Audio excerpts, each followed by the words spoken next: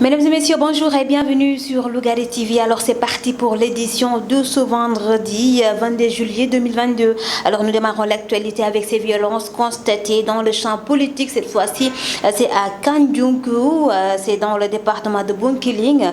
Des motos Jakarta ont été calcinées. C'était hier, comme vous pouvez les voir sur ces images. Alors sur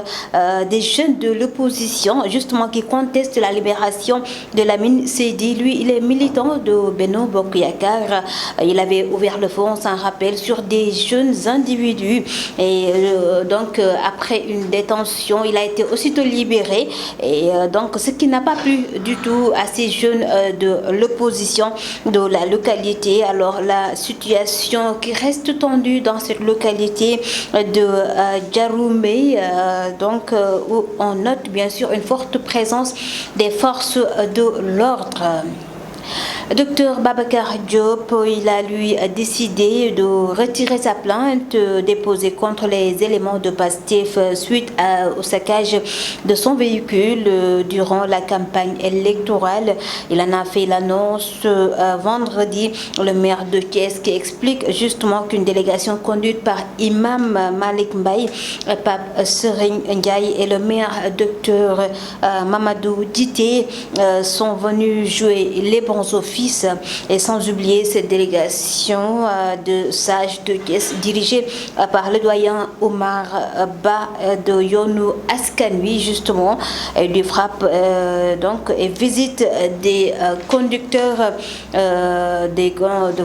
visite justement des coordonnateurs plutôt départementaux justement de partis de Yewwi Askan Wi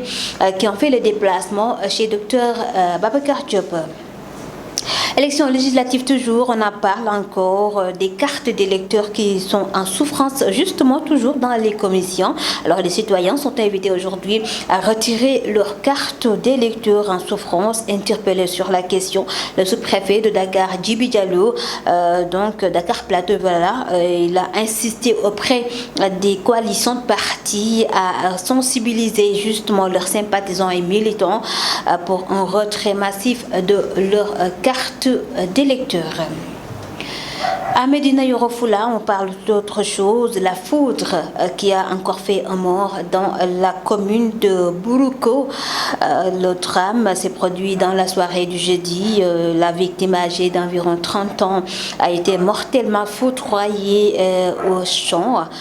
Les pertes en vie humaine liées donc à la foudre sont fréquentes dans cette localité de la région de Kolda où les populations n'ont jamais cessé justement de réclamer l'installation de paratonnerres. Alors nous allons suivre la réaction du maire même de Bourouko. Il s'agit de Mamadou Dam Cissé. Sa réaction, c'est au téléphone de Lamine Fati. waaw du si guddi gi sax mais si boori ngoon di fi ñuy wax Daaru Salaam Seck ñu ku tudd Abdourahmane Seck di doomi Alaaji Bassirou Seck moom la dënn bi rey si àll bi fekk mu ngi bay ci tool te moom nag boo xoolee Abdourahmane Seck war na am fanweeri at parce que am na jabar marié na depuis at yi Abdourahmane Seck boobu nag tey moom la dënn bi rey ci Daaru Salaam Seck ci commune de Bouroukou loolu moo taxoon ñuy demande boo xoolee daaw heure bii ñu doon demande ay panotonnerre pour ci commune Bouroukou parce que lii boo xoolee chaque année dina am commune Bouroukou waaw foog chaque année dina am sa du dëkk benn wala ñaar moo tax nag panotonnerre yi ñu doon demande ñu ñaan ñu jàppale ñu si waaw ndax jéey bi métti na lool ñu ngi masawu waaye juróom yëpp ci mbir mi. Ok donc monsieur le maire ñu ngi lay gërëm di la sant. merci ci xibaar boobu nga xamante ne baaxee nga ñu. Après cela, nous en arrivons au communiqué de l'Agiroute, toujours en parlant des dernières pluies à Dakar et dans la banlieue. Alors, dans le cadre des travaux d'assainissement des eaux pluviales du projet BRT, une traversée a été effectuée sur l'autoroute Limamoulaye à hauteur du pont de l'Émergence pour assurer justement le drainage des eaux vers le bassin à côté du pont, ensuite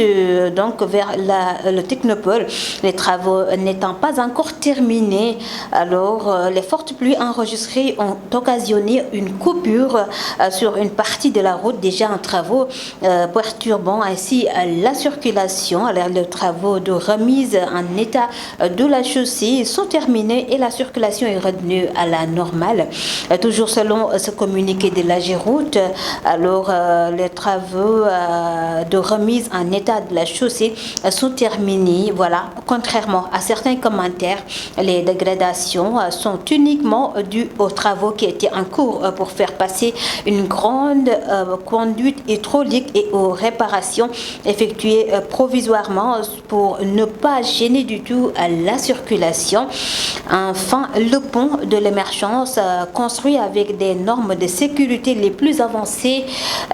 n'a donc fait l'objet d'aucune menace de dégradation et il est dimensionné pour 100 temps. Voilà, toujours selon la direction générale de l'AGEROUTE, le ministre des Infrastructures, des Transports terrestres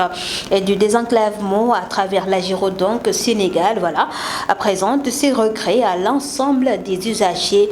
pour les désagréments occasionnés et réitère justement son engagement pour une amélioration de la mobilité urbaine. Alors communiqué signé, je rappelle, la direction générale de l'AGEROUTE, c'est sur l'affaissement sur la route à côté du pont de l'émergence. De nouveau, dans l'affaire du chauffeur de taxi qui a perdu la vie mercredi dernier au cours d'une bagarre sur l'avenue Bourguiba, selon des sources, l'agent marketing incriminé vient d'être présenté au procureur suite à l'enquête menée par la police et de Dieuppeul. Voilà, Boubou, sous son nom, est poursuivi pour coups et blessures ayant entraîné justement la mort sans l'intention de la donner. Nous parlons à présent éducation avec le baccalauréat 2022. Les résultats, bien sûr, encore les lycées d'excellence qui montrent leur suprématie à 100% pour le pré-année militaire et pour le lycée scientifique de Diourbel. Et donc, un parcours sans faute réalisé par ces écoles qui aujourd'hui ont réussi à séduire voilà, les populations sénégalaises. Alors, notre reporter Aïssatou Ndiaye est allé rencontrer quelques parents d'élèves, donc des citoyens en tout cas. Ils se sont prononcés sur la question. Nous suivons leur réaction. Parce que loo ci àdduna discipline moo njëkk moo nekk digg bi te mooy mujj te lu discipline lu discipline xam lalul du mën a sotti jamais. Même boo nekkee kilifa boo mën a nekk nga nekk kilifa aada nga nekk kilifa diine te amoo discipline doo dem. Xoole exemple fi tey ji ci école fi tey ji yàggul bakk démb rek ana université bu ndaw du tëj na. Parce que xale yi dañu doon kii seen méttitu dem saccaaje seen lekkukaay waaw yow li nga xam ne tey jii fi mooy sa fi ngay lekkee fi ngay alimenté wu nga dem yàq ko parce que maa neex daf ma def lu ma neex ànd ak ay xale loolu est-ce que su ma ko wax dégg prytanée militaire jamais il a yowmal xiyaamati. Parce que mbir mi ci kër yi la commencé il faut que parce que les parents ont démissionné da ngay dem ci école tey jii publique yi école bi administrative publique yi nga dem ci fii maîtresse bi nu mu mel wala maître bi nu mu te l'enfant ne fait que calquer sur son enseignant. Man mi école pour te dire la preuve soriwul sax école 16 bi laa doon jàng fi laa defee suma CM2 en 1904 suma CP en 1974. J'avais des enseignants, monsieur Konaté, paix à son âme, yàlla na ko yàlla yërëm taxaw. C'est quelqu'un ba tey dafa marqué la yawmal xiyaama parce que dañu doon jàng discipline. Donc pour te dire. Quand on parle d'excellence, c'est d'abord il y a des conditions d'admission qui ne sont pas aussi simples. Il faut avoir un certain niveau d'études, il faut avoir un certain comportement. C'est un faisceau d'indices qui permet à certains élèves d'être recrutés dans ces écoles. C'est pourquoi on parle d'école d'excellence. Donc la première indication, c'est l'excellence d'abord. La qualité de l'élève qu'on y affecte, ou bien qu'on y recrute. Le second aspect, c'est les conditions d'études. D'abord, ils sont dans un environnement bien sécurisé, dans un environnement où il n'y a pas beaucoup de loisirs. Ils sont focalisés sur leur étude avec un encadrement de qualité. De nature, les gens pensent que les lycées qui se situent dans les banlieues ne sont pas très studieux, n'ont pas un bon encadrement. Mais au lycée, là, il y a la qualité d'abord de l'encadrement. Tu as vu, il y a au niveau du censorat, au niveau du provisorat, au niveau des enseignants, il y a de la qualité au niveau de l'imam Laye. L'imam Laye,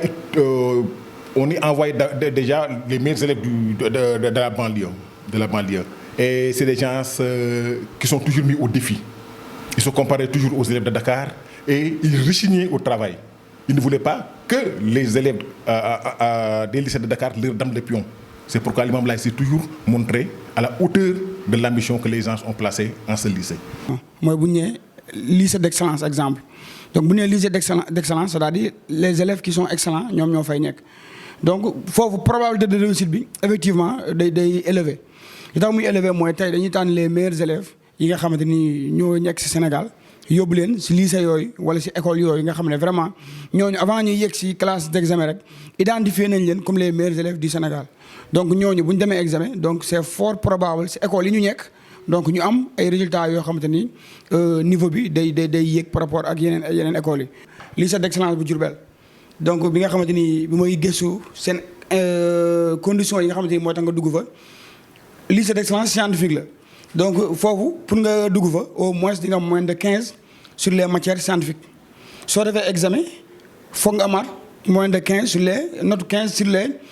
matières scientifiques doo ko def concours pour jàllaat. Des fois da ngay gis ay grèves yi am mais public bi ñoo koy gën a sentir sax que privé yi ñu géej waxuma la ak nag kon ay écoles yoo xam ne ay écoles d'excellence lañ ay écoles internat yoo xamante ni vraiment ñekkuñu sax ci zones yi ñi ngi nekk dans des zones yoo xam ne souvent ce sont des zones isolées yoo xamante ni toutes les conditions sont réunies de concentration d'enseignement de haute qualité donc loolu yëpp day nekk ay conditions yoo xamante ni vraiment suñ ko xoolee xam ko war nañ xam ne résultats yi nga xamante ni ñoom moom la ñuy am au niveau des examens vraiment warul bett kenn. Mais tamit Limamoulaye seen niveau bi ñuy sélectionner élèves yi pour ñuy passer dans des classes supérieures dafa nekk du jaar yoon. Limamoulaye loolu mën naa ko parce que man fa laa jàngee mais Limamoulaye aussi en même temps aussi da ngay gis Limamoulaye day am ay cellules yoo xamante ni vraiment dañ fay nekk di former ci biir élèves yi nga xam ne maanaam waa ñiy def anglais donc dañuy performer par rapport ak ñoom dañuy dajaloo ci ay kuréel mat bi noonu feneen ak feneen noonu en plus professeur tamit dañoo nekk chaque jour ci côté élèves yi donc di leen encadrer di leen jàpp maanaam effort la ba plus bu ñuy def mais tey ji malgré mu nekk foofu tey mënuñu ne mi ngi nekk au même niveau que lycée d'excellence même si mi ngi compétir par rapport ak ñoom donc conséquences yooyu même bu koy subir tamit dina nekk conséquence bi lu mu koy subir ci professeurs yi administration ñi ngi jéem a compenser ci seen rigueur ci seen engagement mais tamit ci seen savoir-faire pour que Limamoulaye continue. Le président Macky Sall a reçu en audience, c'était ce jeudi, le PDG de Cosmos Énergie. Il a fait le point sur l'état d'avancement des différentes phases du projet GTA et donc Yakar Tiranga destiné à la fourniture de gaz domestique. Au cours de la rencontre au Palais, le patron de Cosmos Énergie s'est satisfait quand même de l'avancée des travaux. Alors rappelons qu'en 2023 et 2024, alors le Sénégal va devenir bien sûr un pays exportateur de pétrole et de gaz naturel respectivement. À point Covid de ce vendredi à 22 juillet 2022, sur les 968 tests réalisés, retenez bien, 48 sont revenus positifs. Donc le Sénégal toujours dans cette tendance haussière de la Covid-19. On peut bien sûr noter ces deux cas importés de l'AIBD. Retenez également que 28 patients ont été contrôlés négatifs et déclarés guéris. Alors aucun cas grave, voilà, non plus de décès n'ont été signalés ces dernières 24 heures. Aujourd'hui donc 264 patients sont actuellement sous traitement. Si l'on accroît le ministère de la Santé et de l'Action sociale. Et là, nous terminons l'actualité avec ce point, sur l'international au Mali, plus précisément, avec ces deux morts parmi les assaillants. Et un autre arrêté, c'est le bilan provisoire d'une attaque terroriste contre le camp Kati ce vendredi matin, où le président de la République loge, selon un communiqué qui nous est parvenu de l'armée malienne. Bien sûr, les forces maliennes ont repoussé cette attaque terroriste contre la caserne de Kati. Et c'est ce vendredi même vers l'aube, voilà. Et selon l'armée malienne, toujours, de véhicules piégés bourrés d'explosifs ont attaqué la principale base militaire de Kati. L'armée rassure aujourd'hui que la situation est redevenue la normale, mais même est sous contrôle et que le ratissage est en cours pour bien sûr débusquer en tout cas tous ces auteurs et leurs complices. Voilà, mesdames et messieurs, ça n'est tout pour l'actualité sur Lougaré TV. Merci à vous tous de nous avoir suivis. Tout de suite, la version Wolof.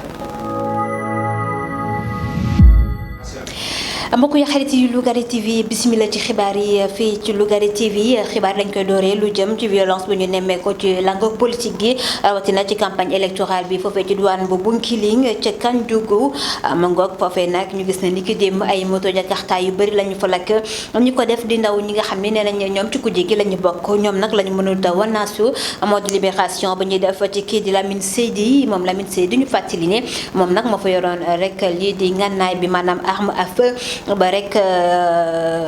tegoon ko foofu maanaam amoon ci gaañal ci mi nga ñaari ndaw foofee ci douane bu Sédhiou tey ji nag gannaaw bu ñu ko tooree téye ay fen kot ñu mujjee ko libéré loolee nag ndaw dëkk ba ne nag duñ ko mën a rek nangu ba tax rek ñu jël moto jakarta yi nga xam ne ñoo àndoon ak moom ngir mu dugg ci dëkk ba ñu lakk lépp comme ni ngeen ko mën a rek seetlu ci image yi ñoom nag ndaw ñi loolee la ñu def ñu fàttali itam ne rek loolee tax na ba rek lii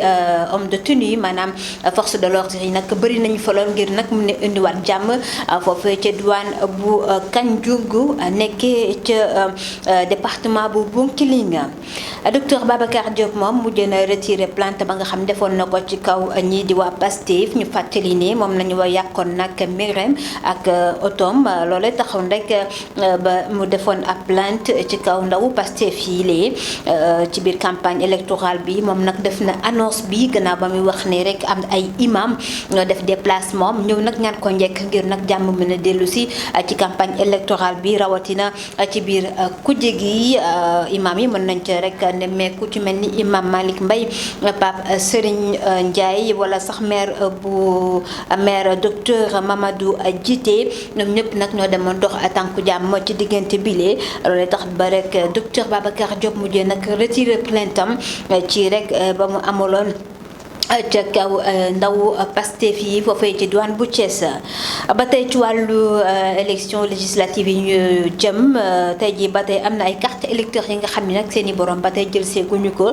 loolee di artu ba nga xam te ni moom rek sous-préfet bu Dakar Plateau ma ngi koy woo ñii di njiital coalition yi ngir nag ñu woo seen i militant ñu dem jëli seen carte électeur ca commission yi ndaxte bëri na fay carte yi nga xam ne ba tey dañ fa nekk en souffrance loolee Djibi Diallo moo ko xamle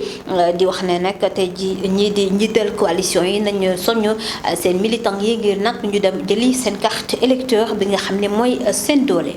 mi nga gannaaw wàllu élection ñu wax lu jëm ci taw bi ak la nga xam ni sooxee na ko ca Médina Yoro Fula foofee nag ak ndaw gu toll ci fanweeri at moo ca ñàkk bakkanam ci ab foudre ba nga xam ni moo ko faat ca tool gam nekkoon di ko bay ñu gis ne nag foudre yi yàgg nay bëri di faat ay nit foofee ci douane bu Kolda rawatina ci Médina Yoro Fula loolu tax na nag askan wa di wut wàllu di wax na nag autorité yi nañ leen installé li ñu tuddee ay paratonnerre ngir nag ñu mën a mucc ci foudre yooyu nga xam ni bu taw bi méttee lool dafay faral di faat ñi nga xam ni ñoom ñoo nekk ci àll bi rawatina ñi nga xam ni dañoo dem ngir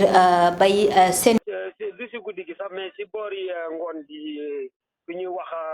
Daaru Salaam Seck ñu ku tudd Abdourahmane Seck di doomi Alaaji Basiru Seck moom la dënn bi rey si àll bi fekk mu ngi bay si tool de moom nag boo xoolee Abdourahmane Seck war na am fanweeri at parce que am na jabar marié na depuis at yi Abdourahmane Seck boobu nag tey moom la dënn bi rey Daaru Salaam Seck ci commune de Bourgou loolu moo taxoon ñuy demande boo xoolee daaw heure bii ñu doon demande ay panotonnerre pour ci commune Bourgou parce que lii boo xoolee chaque année dina am commune Bourgou waaw foog chaque année ay moo tax nag partenaires yi ñu doon demandé ñu ñaan ñu jàppale ñu si waaw ndax jéey bi métti na lool ñu ngi masawu waaye juróom yëpp ci mbir mi. gannaaw Médina Yoro Foulah ba tey ci wàllu taw bi wax lu jëm ci communiqué de presse ba nga xam te ni comme ni ngeen ko mën a gisee ci image yi ñoom AGEROUTE ñoom ñoo ko def lépp nag jëm ci tali bi xotteeku woon foofee ci pont bu émergence ñoom nag dañoo bëgg indi ay leeral rek di wax ne li waral loolu yi maanaam ay travaux yi nga xam ne dooroon nañu ko ngir nag def li nga xam te ni moo di rek drainage eaux pluviales yi ma nga xam ni ña ngi ko dooroon tàmbali woon nañu ko ngir yóbbu ko foofee ca diwaan bu technopole maanaam travaux yooyu moo tax moo sooxee sax mën nañu wax ni tali boobu mel na mu mel foofee nag ñoom nag direction bu AGEROUTE ba tey nag ña ngay masawu askan wi nga xam ni loru woon nañu ci bés boobee ndaxte taxoon na rek ba dem beeg dikk bi metti loolu tey ji ña ngay wax ne nag yenn ci ay commentaires yi nga xam ne ñu ngi faral di ko gis amul lenn lu ca am ndaxte pont boobee gis nañu ne lañu ko liggéeyee wóor na péng ndax c'est sax ñoom ñi ngi indi ay leeral di wax ni te diiru téeméeri at lañu wax ni lañ ko liggéeyee maanaam waru ci ta yàqu loolee di ay leeral yi nga xam ni communiqué de presse ba nga xam ni AGEROUTE génne na ko moo ñu koy xamal jëwriñ ji ñu dénk wàllu dem beeg dikk bi nag ci rek mu jaaree ko ci AGEROUTE Sénégal ñi ngi rek mastawaat askan wi nga xam ne loru nañu ci affaissement bi amoon foofee ci pont de l'émergence ba tey ci xibaar yi fii ci Lougaré TV ñu wax lu jëm ci chauffeur de taxi ba nga xam ni nag faatoon nañu ko foofee ci àllarba gi ñu génn foofee ci rek Bourguiba gannaaw nag ab xeex bi amoon diggante maam ak beneen ndaw tey ji bu ñu sukkandikoo ci yenn ci ay sources ñi xamal ni agent marketing boobee nga xam ni moom lañ jàpp ni moo defoon njombe gile war nañ ko rek war nañ ko gisaleeg procureur mi ngoog enquête ba nga xam ne police bu jëppal def na ko moom ba buubu noonu la ñu koy woowee tey ji lañ koy toppee moo dina rek lii di coup et blessure bu jëm ba ci faat nit doonte ne sax bëggu ko woon faat am nga tey ji yoon loolu la koy toppee. gannaaw si loolu ñu wax ci wàllu résultat baccalauréat 2022 yi nga xam ni am na ko tey ji nag li ñu tuddee les lycées d'excellence ñu gis ne wane nañu seen bopp bu ñu jëlee exemple ci rek Prytanée service Prytanée militaire mi ngoog ak lycée scientifique bu Diourbel ñaari établissement yooyu yëpp nag lii di 100% la ñu am maanaam seen doole ñu wane ci ko tey ji nag askan wi rafetlu ko lool ñenn ñi nag gis nañu ne lii di wàllu lycée d'excellence comme dañu koy tuddee wala lycée pilote baax na lool ci éducation bu Sénégal dañuy teewlu rek yenn ci ay réaction ci micro. parce que lépp loo ci àdduna discipline moo njëkk moo nekk digg bi te mooy mujj te lu discipline lu discipline xam lalul du mën a sotti jamais même boo nekkee kilifa boo mën a nekk nga nekk kilifa aada nga nekk kilifa diine te amoo discipline doo dem xoole exemple fi tey ji ci école fi tey ji yàggul bakk démb rek ana université bu ndaw du tëj na parce que xale yi dañu kii seen méttitu dem saccaaje seen lekkukaay waaw yow li nga xam ne tey jii fi mooy sa fi ngay lekkee fi ngay alimenté wu nga dem yàq ko parce que maa neex daf ma def lu ma neex ànd ak ay xale loolu est-ce que su mos nga ko dégg Prytanée militaire jamais ila yawmal xiyaamati parce que mbir mi ci kër yi la commencé il faut que parce que les parents ont démissionné da nga dem ci école tey ji publique yi école bi administrative publique yi nga dem ci fii maîtresse bi nu mu mel wala maître bi nu mu te l'enfant ne fait que calquer sur son enseignant man mi école pour te dire la preuve soriwul sax école 16 bi laa doon jàng fi laa defee suma CM2 en 1904 suma CP en 1974 j'avais des enseignants monsieur Konaté paix à son âme yàlla na ko yàlla yërëm taxaw c'est quelqu'un ba tey dafa marqué la yomal xiyamat parce que dañu doon jàng discipline donc pour te dire. Quand on parle d'excellence, c'est d'abord il y a des conditions d'admission qui ne sont pas aussi simples. Il faut avoir un certain niveau d'études, il faut avoir un certain comportement, c'est un faisceau d'indices qui permet à certains élèves d'être recrutés dans ces écoles. C'est pourquoi on parle d'école d'excellence. Donc la première indication, c'est l'excellence d'abord. La qualité de l'élève qu'on y affecte ou bien qu'on y recrute. Le second aspect, c'est les conditions d'études. D'abord, ils sont dans un environnement bien sécurisé. dans un environnement où il n'y a pas beaucoup de loisirs. Ils sont focalisés sur leur étude avec un encadrement de qualité. De nature, les gens pensent que les lycées qui se situent dans les banlieues ne sont pas très studieux, n'ont pas un bon encadrement. Mais au lycée, là, il y a la qualité d'abord de l'encadrement. Tu as vu, il y a au niveau du censorat, au niveau du provisorat, au niveau des enseignants, il y a de la qualité au niveau de l'imam Laye. L'imam Laye, on y envoie déjà les meilleurs élèves de la banlieue. Et c'est des gens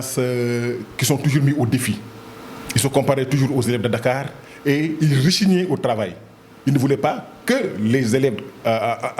des lycées de Dakar leur donnent le pion. C'est pourquoi l'imam Laye s'est toujours montré à la hauteur de l'ambition que les gens ont placée en ce lycée. Moi, lycée d'excellence, exemple. Donc, bu ñu lycée d'excellence, c'est-à-dire les élèves qui sont excellents, ñoom ñoo fay nekk. Donc, foofu probabilité de réussite bi effectivement day élevé. li tax muy élevé mooy tey dañuy tànn les meilleurs élèves yi nga xamante ni ñoo nekk ci Sénégal yóbbu leen ci lycée yooyu wala ci école yooyu nga xam ne vraiment ñooñu avant ñuy yegg ci classe d'examen rek identifié nañ leen comme les meilleurs élèves du Sénégal. Donc ñooñu bu ñu demee examen donc c'est fort probable ci école yi ñu nekk donc ñu am ay résultats yoo xamante ni niveau bi day yéeg par rapport ak yeneen écoles yi. lycée d'excellence bu Diourbel donc bi nga xamante ni bi mooy gëstu seen conditions yi nga xamante ni mooy tax nga dugg fa lycée d'excellence scientifique la. Donc foofu pour nga dugg fa au moins di nga am moins de 15 sur les matières scientifiques soo defee examen foog nga amaat moins de 15 sur les note 15 sur les matières scientifiques doo ko def concours pour jàllaat. Des fois da ngay gis ay grèves yi am mais public bi ñoo koy gën a sentir sax que privé yi ñu géej waxuma la nag kon ay écoles yoo xam ne ay écoles d'excellence lañ ay écoles internat yoo xamante ni vraiment ñekkuñu sax ci zones yi ñi ngi nekk dans des zones yoo xam ne souvent ce sont des zones isolées yoo xamante ni toutes les conditions sont réunies de concentration d'enseignement de haute qualité. Donc loolu yëpp day nekk ay conditions yoo xamante ni vraiment suñ ko xoolee xam ko war nañu xam ne résultats yi nga xamante ni ñoom moom la ñuy am au niveau des examens vraiment warul bett kenn. Mais tamit Limamoulaye seen niveau bi ñuy sélectionner élèves yi pour ñuy passer dans des classes supérieures dafa nekk du jaar yoon. Limamoulaye loolu mën naa ko parce que man fa laa jàngee mais Limamoulaye aussi en même temps aussi da ngay gis Limamoulaye day am ay cellules yoo xamante ni vraiment dañ fay nekk di former aussi biir élèves yi nga xam ne maanaam waa ñiy def anglais donc dañuy performer par rapport ak ñoom dañuy dajaloo ci ay kuréel mat bi noonu feneen ak feneen noonu en plus professeur tamit dañoo nekk chaque jour ci côté élèves yi donc di leen encadrer di leen jàpp maanaam effort la ba plus bu ñuy def mais tey ji malgré mu nekk foofu tey mënuñu ne mi ngi nekk au même niveau que lycée d'excellence yi même si mi ngi compétir par rapport ak ñoom donc conséquences yooyu même bu koy subir tamit dina nekk conséquence yoo xam ne lu mu koy subir si professeurs yi administration ñi ngi jéem a compenser si seen rigueur si seen engagement mais tamit si seen savoir faire pour que Limamoulaye continue di exceller. njiitu réew mi Macky Sall moom mi ngi doon recevoir en audience ci palais de la République njiital maanaam PDG bu Cosmos Énergie boobee PDG nag doon rek yëkkati ay kàddu jëmale ko ci rek état d'avancement ci wàllu liggéey bi nga xam ne moo jëm ci wàllu pétrole bi gaz bi ci fii ci réew bu Sénégal moom nag rafetlu na bu baax a baax noonu nga xam ne la liggéey bi di jëmee ca kanam ñu ngi ñuy fàttali itam ne fileeg 2023 jàpp 2024 nag réew bu Sénégal dina tàmbalee nekk réew ma nga xam ni mën naa jaay pétrole bi ci réew loolee nag la doon xamle njiitu réew mi Macky Sall moom PDG bu Cosmos Énergie di rek dalal xelu njiitu réew mi rawatina askan wi ci noonu nga xam ne liggéey mi ña ngi koy door ci ñoom seen wàll ñu ñëw ci wàllu mbas meeg tolluwaay bi fii ci réew bu Sénégal tey ji nag ci aljuma ji mook ñaar fukki fan ak ñaar ci weeru sulet atum 2022 ci 968 tests yi nga xam def nañ ko ñeent fukki ak juróom-ñett ñoo ci amee mbas mile ñu fàttali ne ba tey mbasum coronavirus mi ngi ci réew mi nañ gën a fagaru donte ne sax amagul ku ma ca faatigum ci vague bi ñu nekk tey ji amul kenn itam ku ca loof wante ba tey rek fagaru yoo gën ñu ngi xamal itam ne rek ñaari téeméer ak juróom benn fukk ak ñeenti patient ñoom ñoo nekk ci loxoy docteur yi li leen tëral di mbasum coronavirus dañuy jeexalee xibaar yi ak la xew ci douane bu Kati foofee ca Mali la tey ji ci suba si nag ci aljuma ji ñu gis na nag ab attaque la ñu fa nemmeeku am na sax ñaar ñu ci ñàkk seen bakkan ci def ko tu ñaaw tiif yi nga xam ne ñoo songoon camp boobee nga xam ne moo nekk ci Kati ñu fàttali ne ci bërëb boobee la rek njiitu réew bu Mali logé tey ji nag l'armée ba nee na nag mujj na rek dàq ñi nga xam te ne ñooy def ko tu ñaaw tiif yooyee ba tey sax mi ngi rek dalal askanu Mali ne rek yëf yi nag ñoom teel nañ ko ci seen loxo donte ne tey ji ba tey ratissage bi nga xam ne door nañu ko ci diwaan bu Kateek li ko war ñu ngi koy wëreel foofee ci diwaan nga ngir nag mën na fa indiwaat jàmm ci réew bu Mali mi nga mbokk yi xarit yi lii moo fi gënoon fës ci xibaar yi fii ci Lougaré TV di leen jaajëfal bu baax ci teewlu bi di leen dox rendez-vous suba incha allah jaa ngeen jëf